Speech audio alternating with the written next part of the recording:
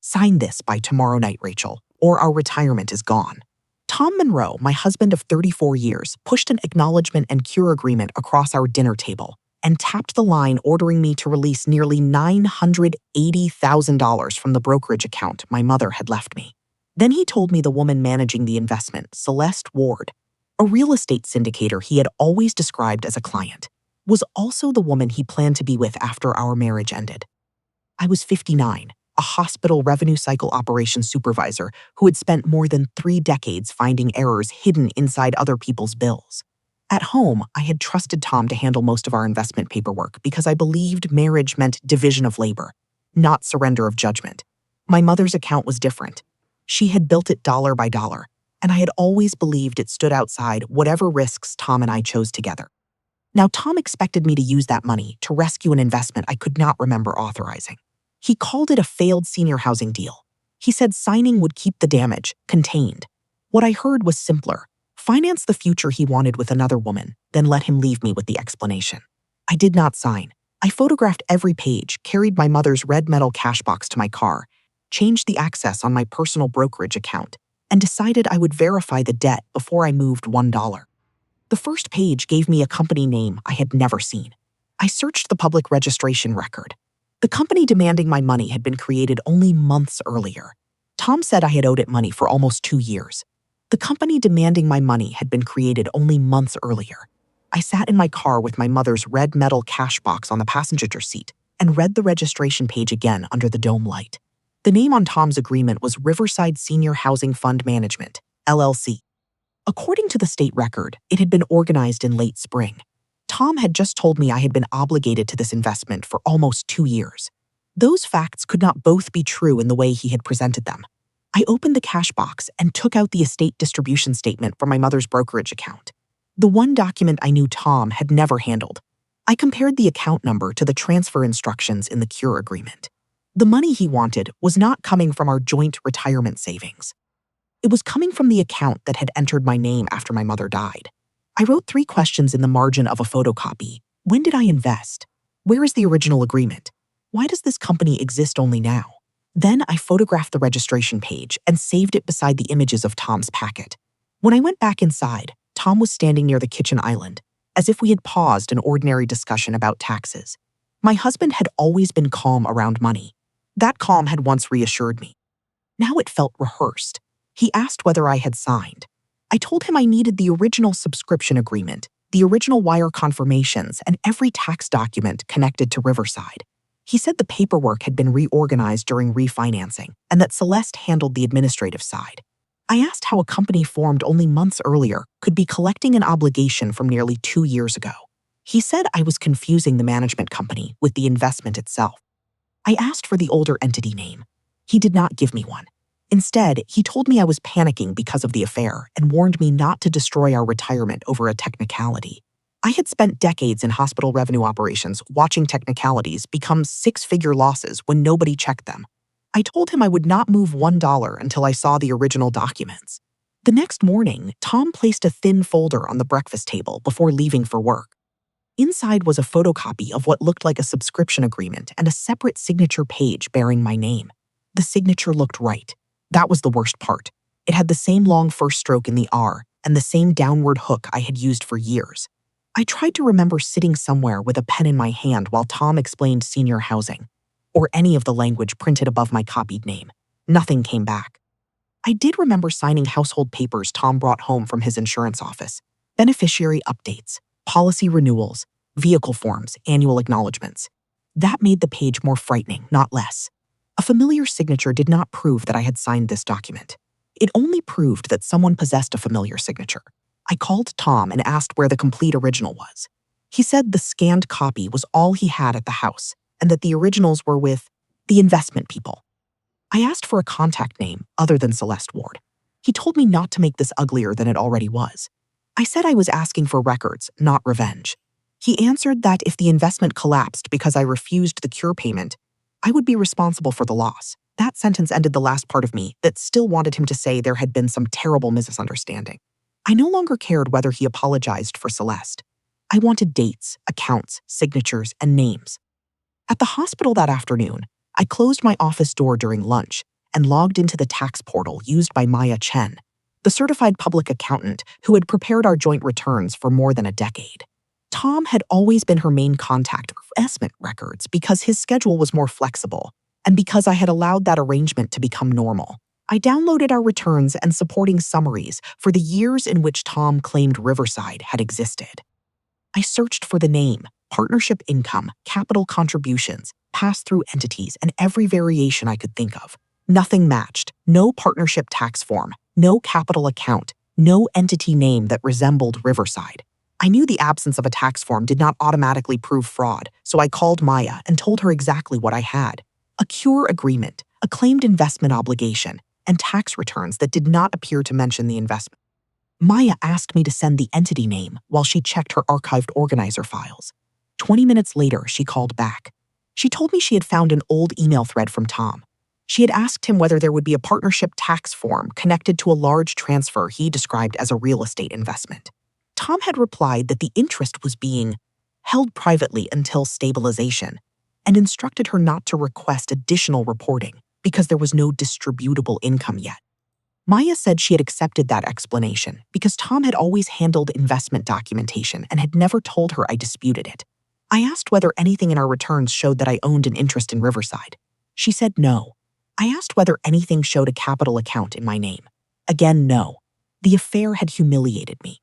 This was different. Tom had been managing the paper trail around our money long before he put the cure agreement beside my dinner plate. I printed the relevant tax pages before I left work. At home, Tom was in the den with his laptop open. I laid the public registration record, the copied signature page, and the tax summary on the desk between us. I told him the dates did not match. The returns did not show Riverside, and Maya had confirmed that he had discouraged her from requesting investment documentation. I did not accuse him of forging anything.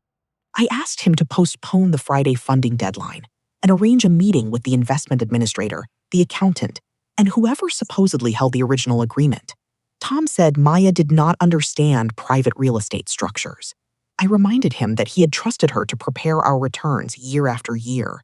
He said Celeste's firm had changed entities during the project, and that the accounting would be cleaned up after refinancing. I asked why my inherited account had to solve a problem inside a project he had never properly documented to me. He said because we were married when the investment was made. I told him marriage did not turn my mother's inheritance into an emergency reserve for his girlfriend. That was the first time I used the word aloud in the room. His jaw tightened. He told me Celeste was irrelevant to the legal obligation.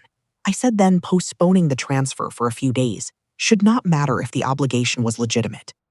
He refused. The money had to move by Friday. The deadline, he said, was not negotiable. Then he told me something colder than the confession at dinner. If I blocked the payment and the deal failed, he would make sure the loss was documented as my decision.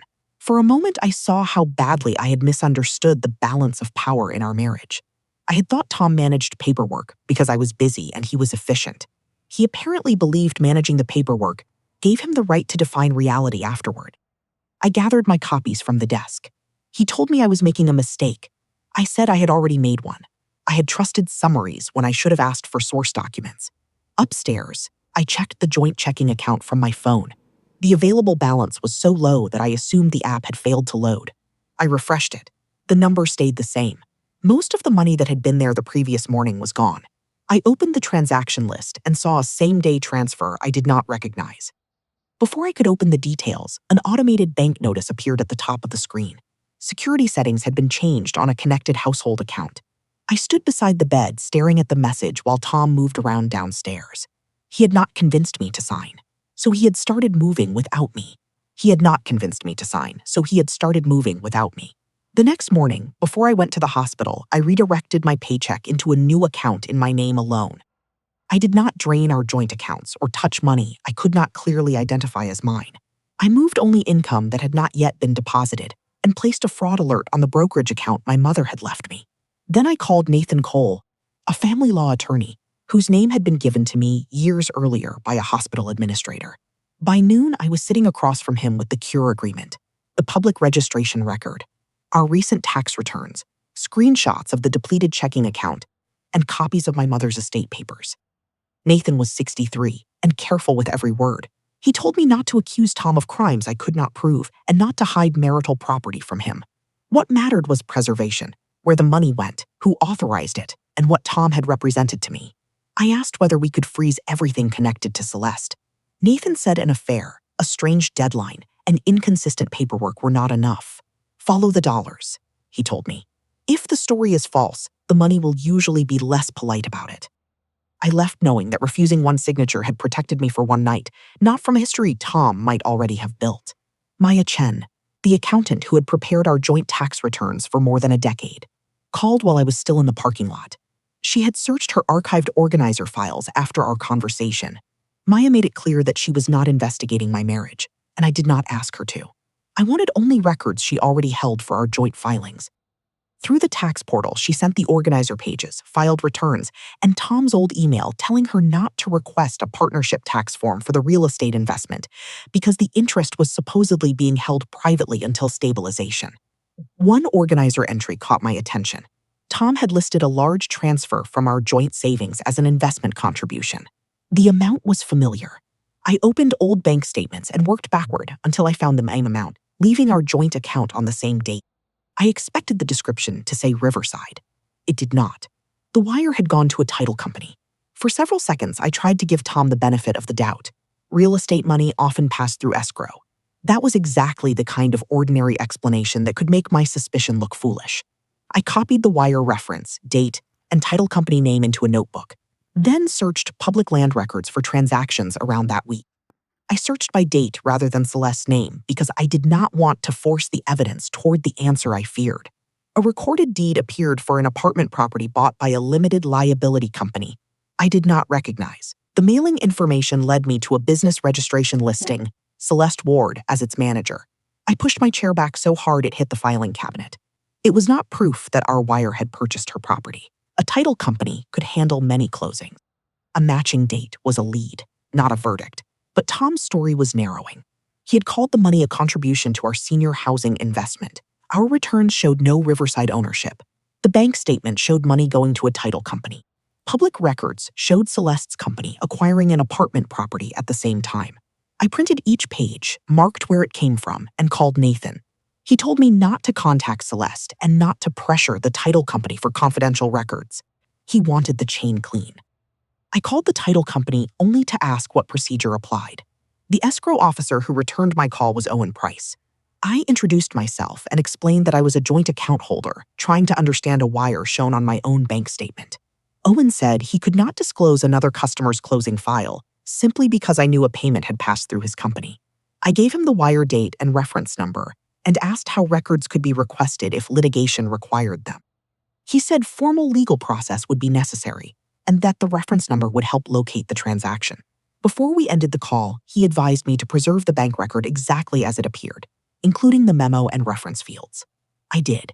That evening, Tom came home after I had eaten. He asked whether I had reconsidered the cure agreement. I said no.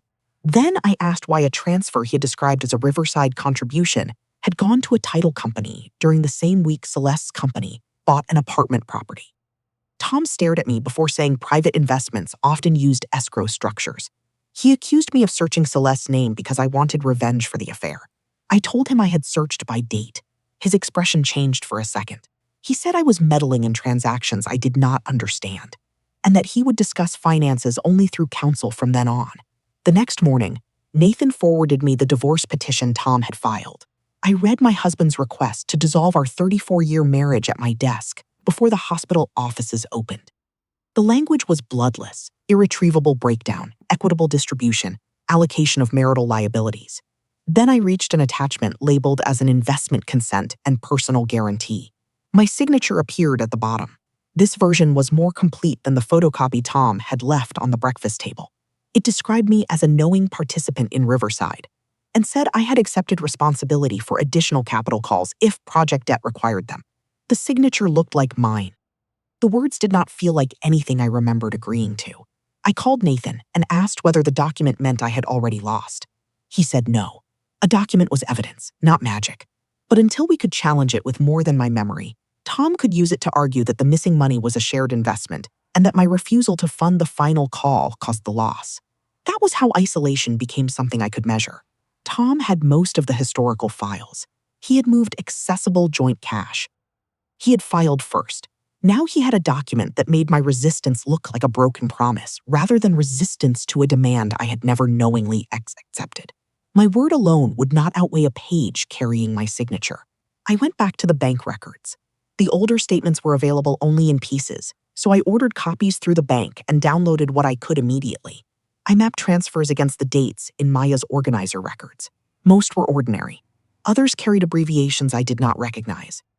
The title company wire was the first I could connect to a public property transaction.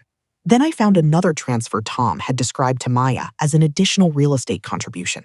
It did not go to Riverside either. It went to an account bearing a different business name. I did not yet know what that meant. I only knew Tom's neat story about one transparent family investment was breaking into separate entities and destinations. Near the end of the workday, an alert arrived from the brokerage firm holding my mother's account.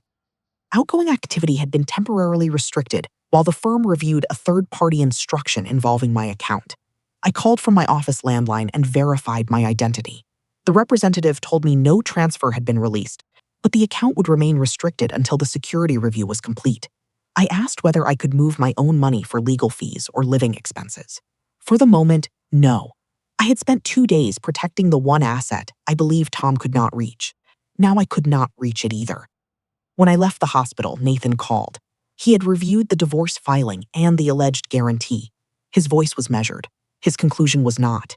Simply refusing Friday's capital call was no longer enough. Tom was formally claiming that I had agreed to the investment long before I learned about Celeste. If that document stood, he could describe every strange transfer as part of a venture I had accepted. I sat in my car and looked at my mother's red cash box on the floor behind the passenger seat. The originals inside proved where my inheritance came from. They did not yet prove what Tom had done with our marital money, and they did not prove who had put my signature on that guarantee. My first plan had been to say no. Tom had already built a case designed to make my no look too late. My first plan had been to say no. Tom had already built a case designed to make my no look too late. Nathan Cole, my family law attorney, made me stop treating the problem like a marriage argument and start treating it like a timeline. We spread my joint bank statements, the tax records from Maya Chen, the Riverside documents Tom had filed, and the public property records across his conference table. Nathan drew a line down a yellow legal pad and told me to separate what I knew from what I suspected. I knew Tom had called several transfers contributions to a senior housing investment. I knew our joint returns showed no Riverside partnership interest. I knew one transfer had gone to a title company during the same week Celeste Ward's company acquired an apartment property. I suspected Tom had financed Celeste. Nathan would not let me call that fact, not yet. We matched every transfer I could document to dates, descriptions, and records I could identify by source. Some payments were ordinary, others were large enough to make my stomach tighten. Several appeared just before entries Tom had given Maya as real estate contributions. The amounts had been split across dates and descriptions.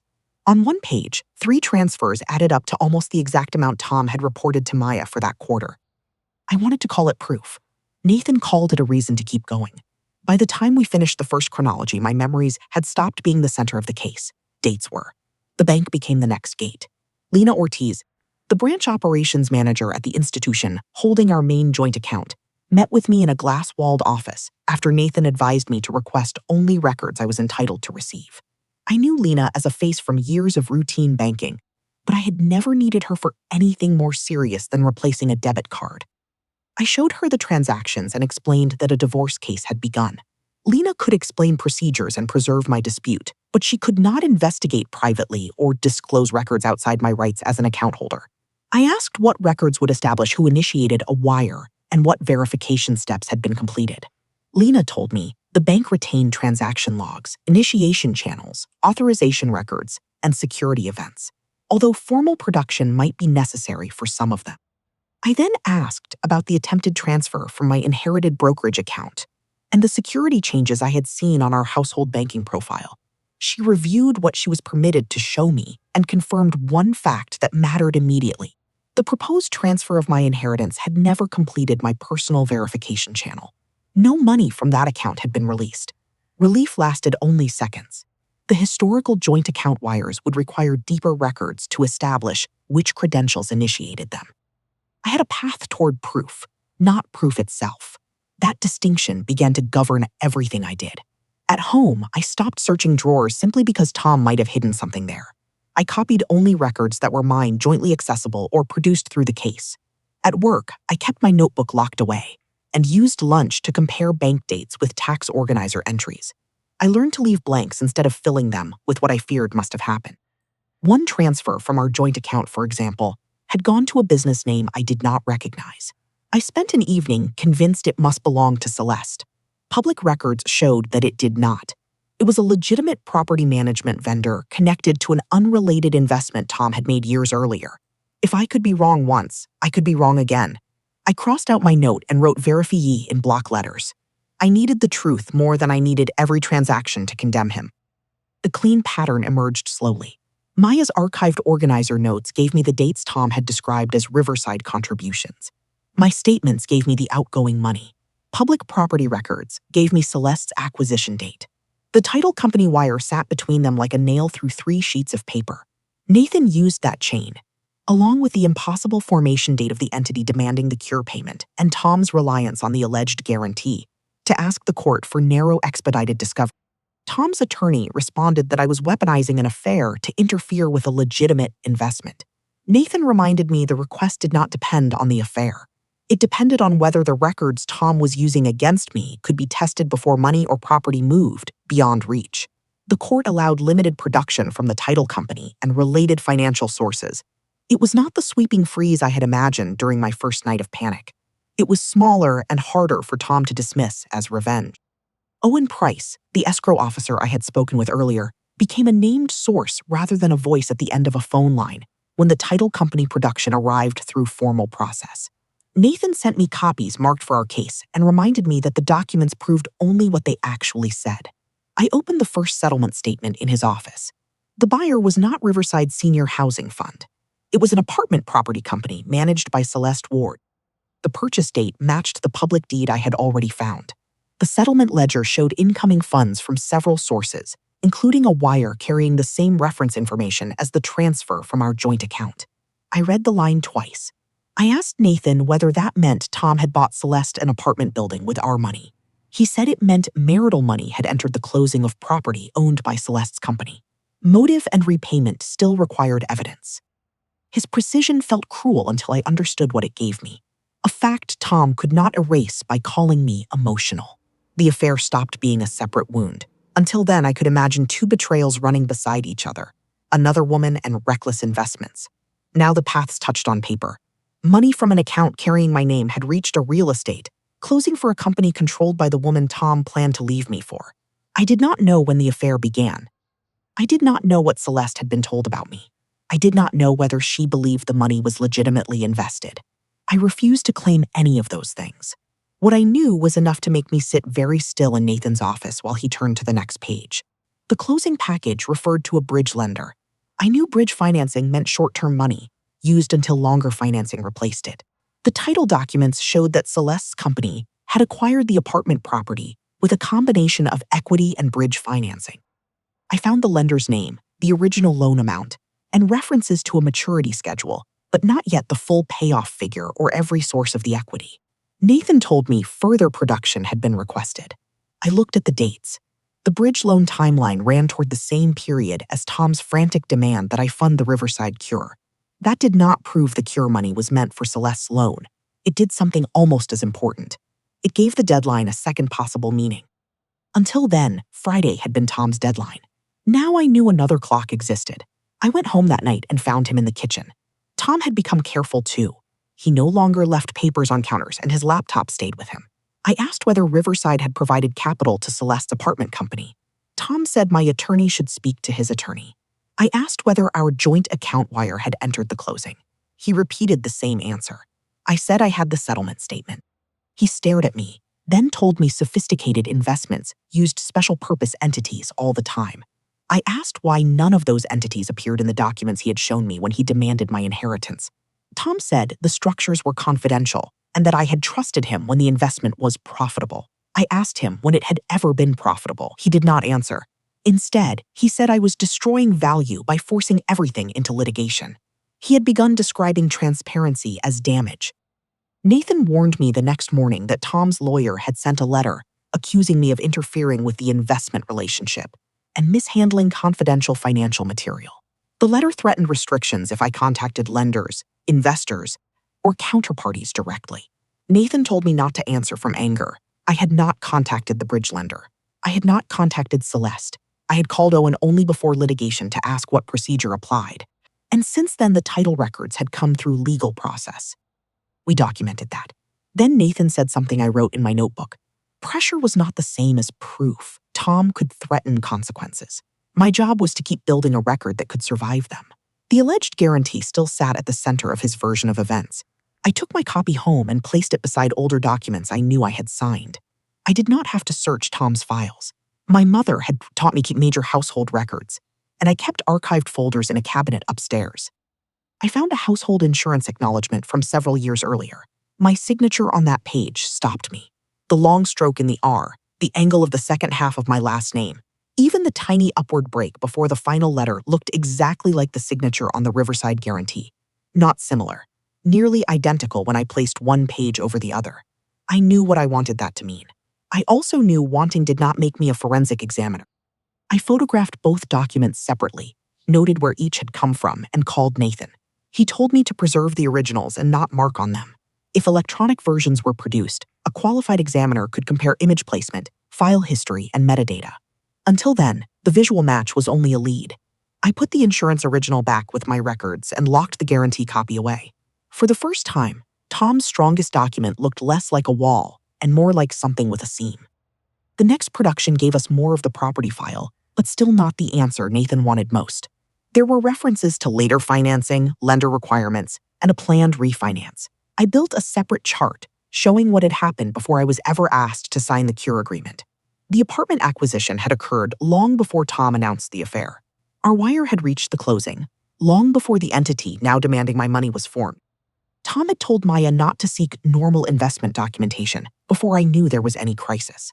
The chronology suggested planning, but I could prove only that the money movement and documentation problems predated the dinner table ultimatum, not why each step had been taken. The records forced me to reconsider years, not one reckless month. I remembered vacations Tom had shortened because of client calls, evenings when he had asked me to sign routine household forms while I was answering hospital emails, and the ease with which I had let him summarize our investments because I was tired. None of those memories became evidence because I now distrusted him. They stayed out of the legal chronology and inside the private wreckage of my marriage. A few days later, Nathan arranged an agreed window for me to retrieve additional personal records from the house while Tom was supposed to be away. I took only my archived financial files, personal tax copies, and household insurance records Nathan had identified as relevant. I was upstairs comparing folder dates when I heard the garage door move. Tom had come back early. For 1 second, I stood frozen beside the open cabinet with the insurance file in my hand. The old version of me would have tried to hide what I was doing, as if protecting my own documents required his permission. I closed the cabinet and carried the folder downstairs. Tom stopped at the bottom of the stairs when he saw it. His eyes went from the folder to the red cash box sitting near the front door. He asked what I was taking. I told him, my records. He said his lawyer had already warned me not to interfere with financial documents. I told him these were household records I was entitled to possess, and that Nathan had documented the retrieval window. Tom looked at the insurance folder in my hand and asked why I needed old policies. That question frightened me more than if he had shouted. I had not told him what I had noticed about the signature. I said I was preserving my files. Tom stepped aside, but the silence between us changed. He knew I was no longer looking for an explanation he could give me across a kitchen table. He watched me carry the box and folders to my car. I did not know what he guessed, and I did not pretend to know. By the time I reached Nathan's office, Tom's attorney had sent another message. They intended to rely on my signed guarantee at the upcoming emergency hearing. They would argue that I had knowingly participated in Riverside, accepted the possibility of additional capital calls, and caused avoidable financial harm by refusing to cooperate.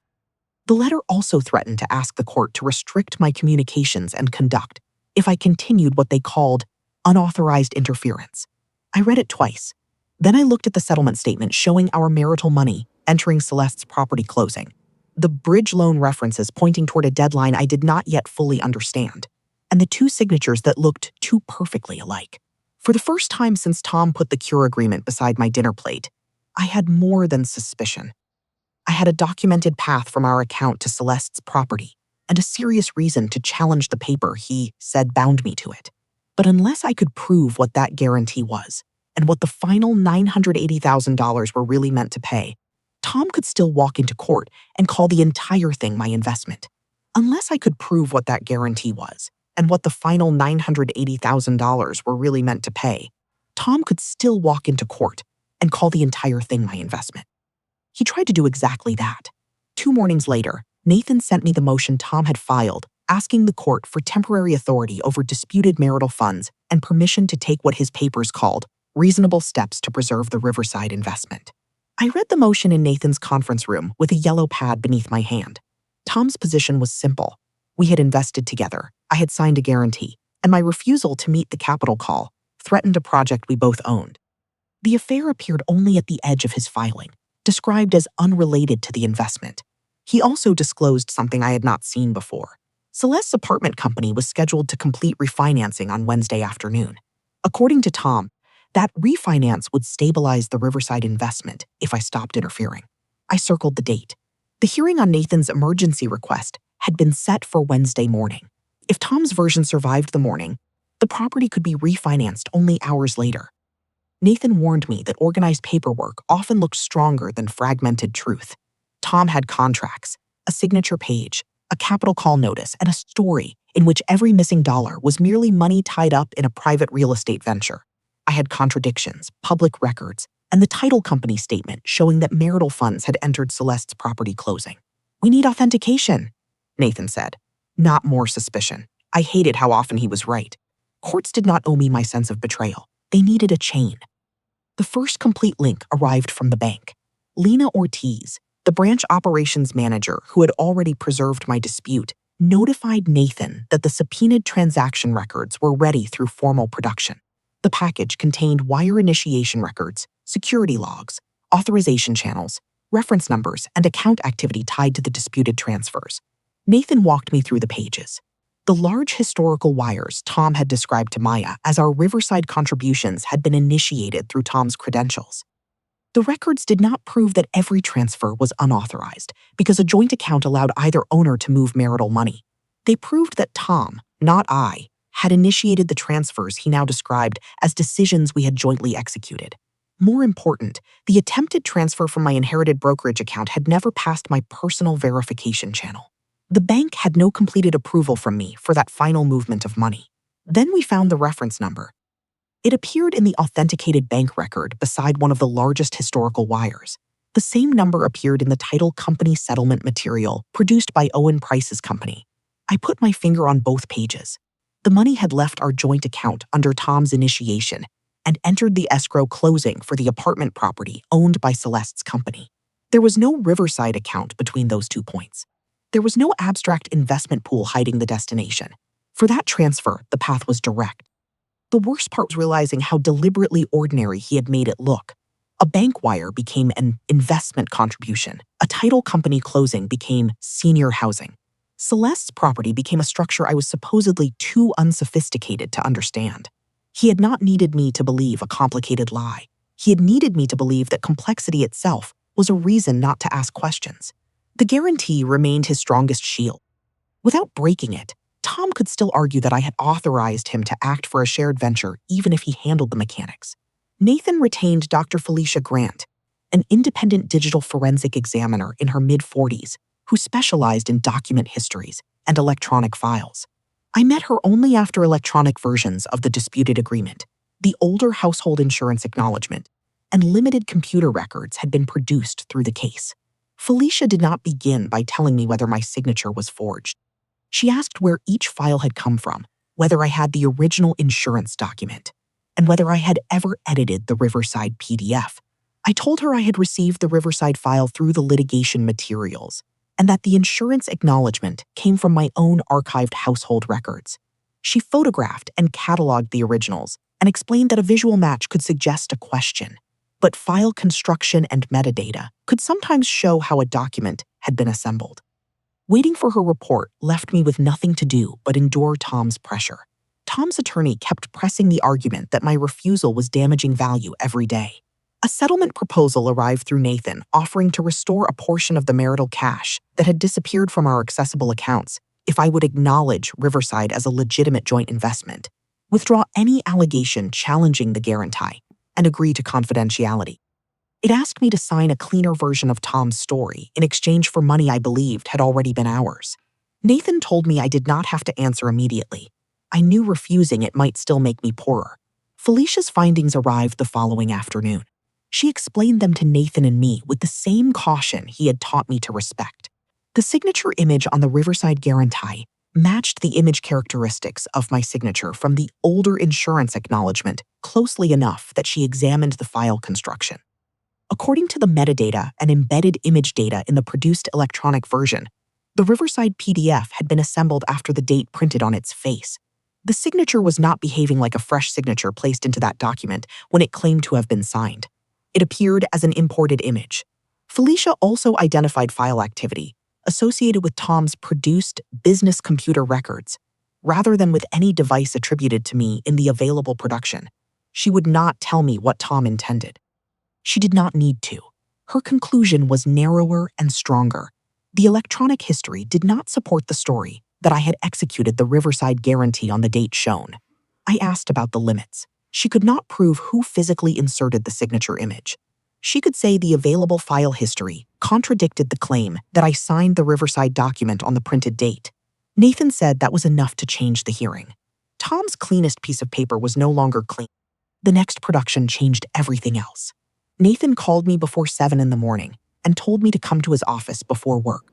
On his conference table sat a payoff statement from the bridge lender and a portion of the refinancing package for Celeste's apartment company, obtained through the court-authorized expedited production.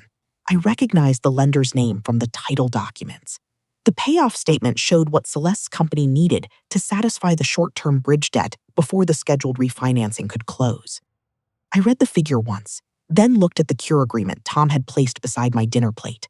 The numbers were not identical. They were close enough that my hands went cold. After accounting for a reserve shown in the refinancing documents and funds already credited to the property company, the remaining amount Celeste's company needed was almost the same as the $980,000 Tom had demanded from my inherited brokerage account. We compared dates. The Friday capital call deadline came immediately before the bridge loan's maturity. The Wednesday refinancing depended on the bridge debt being satisfied. The cure agreement described my money as necessary to protect a joint Riverside investment, but the payoff documents identified the actual debt as an obligation of Celeste's property company. I finally understood the deadline. Tom needed my inheritance because Celeste's company had a debt coming due. If I transferred the money under a document calling it my Riverside capital contribution, the money could serve two purposes at once. It could rescue her property financing, and it could create a paper trail suggesting I had voluntarily committed my separate inheritance to the same venture Tom claimed I had joined years earlier. I sat across from Nathan while the marriage rearranged itself behind me. My mother had saved that money before she died. She had never met Celeste or approved an apartment acquisition. Yet, the cure agreement had been designed to turn her money into exactly that, while making my signature the explanation. The money was not going to save our retirement. It was going to save Celeste's loan. The revelation made me sick. Until that morning, a small part of me had still been arguing with a husband who had betrayed me. After that morning, I was looking at a financial structure that had been prepared carefully enough to survive my anger. The affair explained why Celeste mattered. The documents showed how I was supposed to pay for her. Tom's strongest counterattack came next. His attorney renewed the settlement proposal and added a deadline. If I accepted before the Wednesday hearing, Tom would agree to restore a substantial portion of the disputed marital cash, withdraw his request for temporary authority over my inherited account, and work toward a private property settlement. In exchange, I had to acknowledge the legitimacy of Riverside, agree that the guarantee dispute would not be pursued, and keep the financial details confidential. Nathan read the terms aloud. The offer would have made my life easier immediately. My inherited account was still under security restrictions. Legal fees were rising. I had begun calculating how many additional years I might need to work before retiring if the case continued. Protecting nearly $1 million could still leave me short of cash in the present. Tom knew what stability meant to me. For most of our marriage, that knowledge had been intimacy. Now it was leverage. I asked Nathan what happened if I rejected the offer and lost the hearing. He said the consequences could be expensive. The court might decline to block the refinancing. We might spend months tracing money after it moved into a new loan structure. The forensic dispute would continue. Nothing in the evidence guaranteed that I would recover every dollar. I asked what happened if I accepted. He said I would receive money and certainty, but I would also sign a statement treating Riverside as legitimate and abandon the very challenge that had led us to the title records and bridge loan documents. I thought about the first night when Tom said refusing would destroy our retirement. The money, the marriage, and being 59 and financially alone had frightened me enough to make obedience feel practical. But the settlement required more than silence. It required my name. I told Nathan no. I would not sign a second document to protect the first one. The decision had a price. Nathan told Tom's attorney we would proceed. I authorized another payment toward legal and forensic fees from the limited separate funds I could access outside the restricted brokerage account. I postponed a retirement planning meeting at work because the numbers I had relied on for years were no longer reliable. That evening, I recalculated my monthly expenses on paper. I could live smaller. I could work longer. What I could not do was take money in exchange for declaring that I had knowingly invested in a structure the records said had been built around Celeste's property. On Tuesday night, Nathan and I prepared for the hearing. We arranged the evidence in the order I had learned it, not the order that made the story most dramatic. The public formation date, the tax records, and Maya's archived correspondence, the authenticated bank wires, the title company closing statement, Felicia's forensic findings, and finally the bridge loan payoff and refinancing package. Each source had a name. Each document had a path. Each conclusion stopped where the evidence stopped. I did not need to prove what Tom felt for Celeste when the affair began, or what promises they might have made each other in private. I needed to show what happened to the money and why the document carrying my signature could not safely be trusted. Before dawn Wednesday, I opened my mother's red metal cash box at the small table in the apartment where I had been staying. Inside were the original estate distribution statement, the brokerage opening records, and the documents tracing the inheritance directly from my mother's estate into my separate account. I placed copies in the hearing binder and returned the originals to the box. For years, I had treated those papers as proof that my mother had left me security. That morning, they proved something more specific.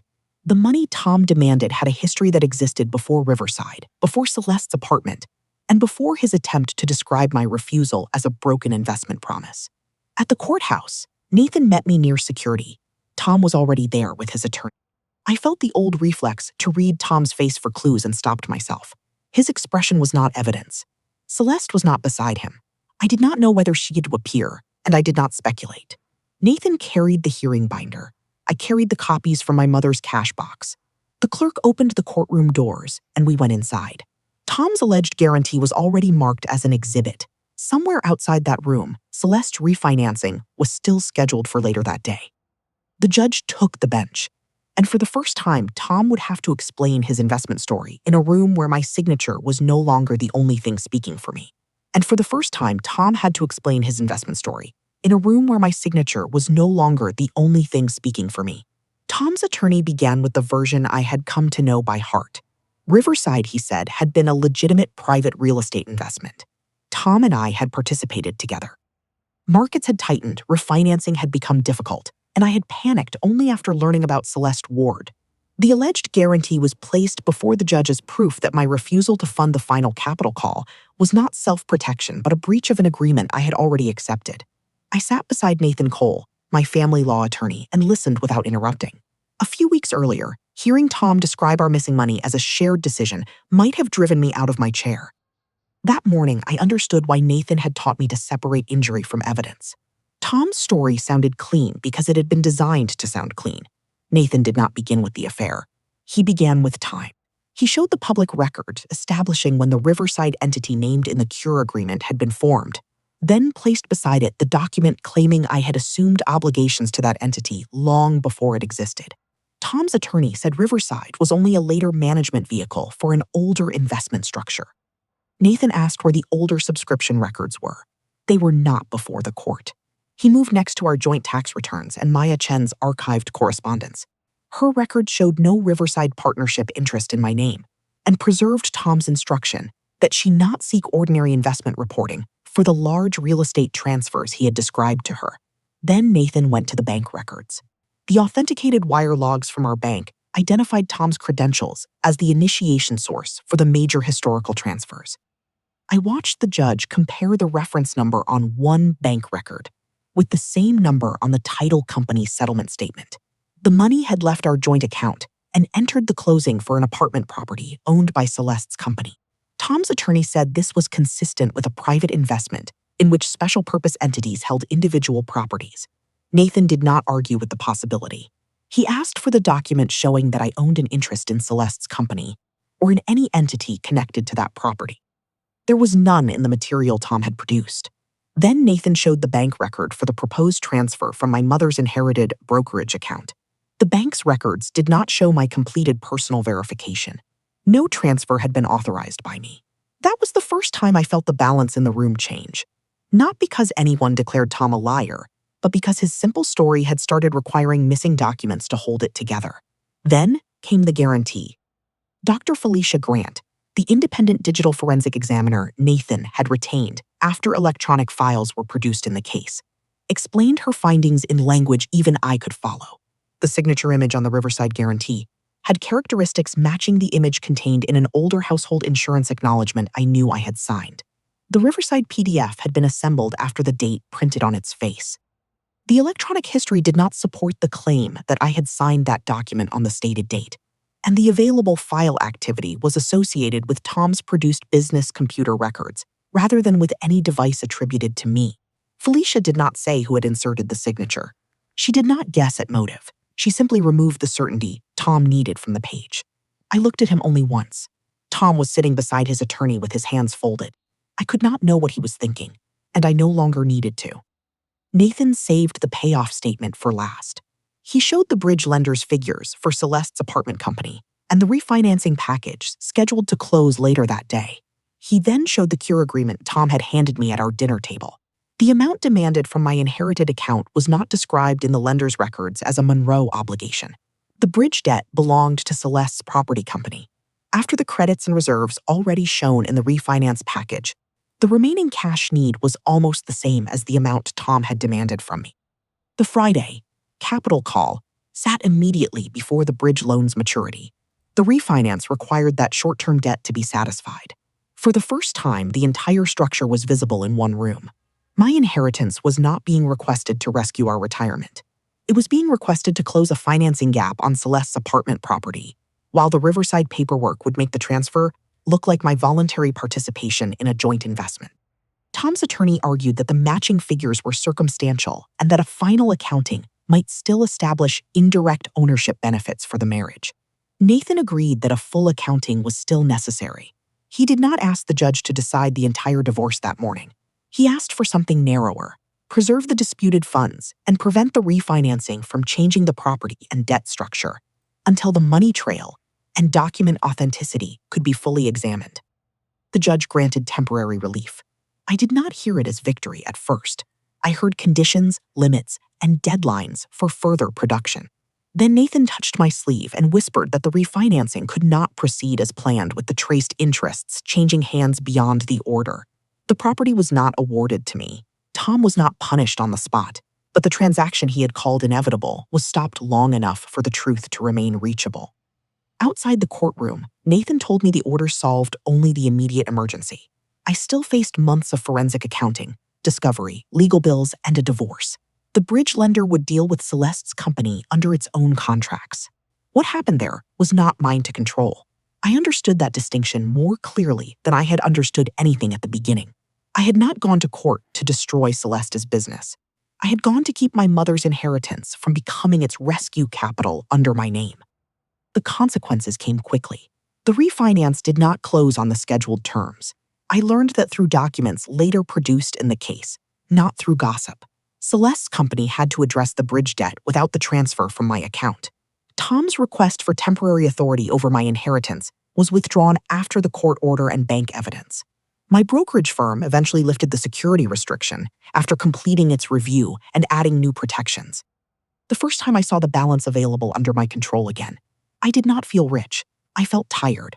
The divorce became slower after that, not faster. Every disputed transfer had to be traced. A forensic accountant retained through the case reconstructed years of activity using bank records, tax files, title documents, and produced business records. I learned the findings through reports Nathan reviewed with me. Some transfers I had feared were improper, turned out to have legitimate explanations. Others did not.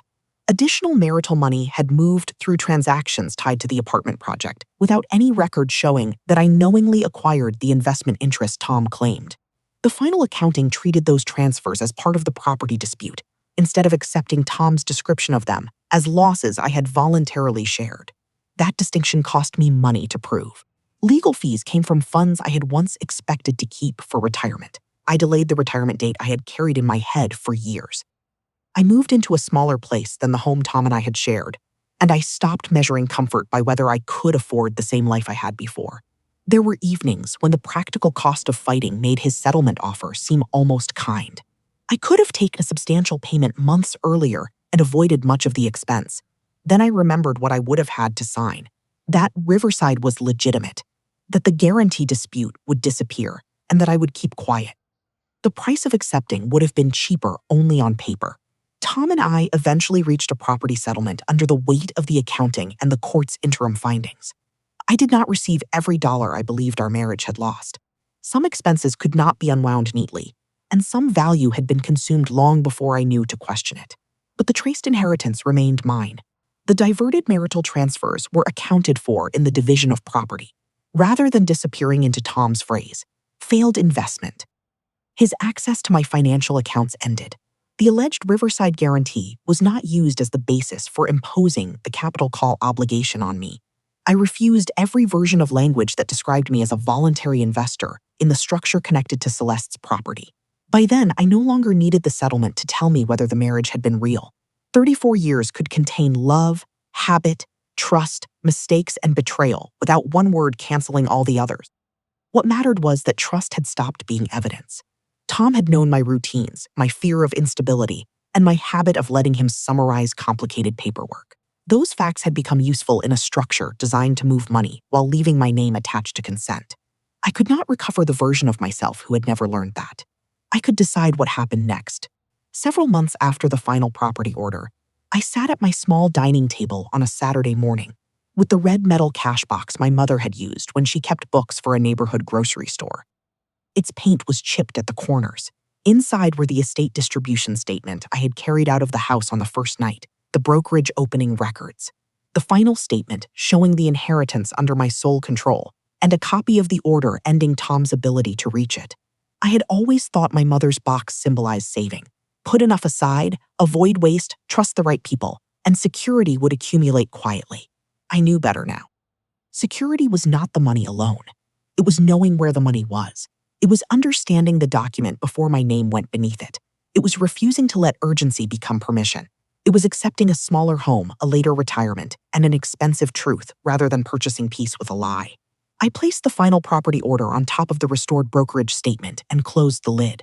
For the first time in 34 years, no one else had a key to what came next.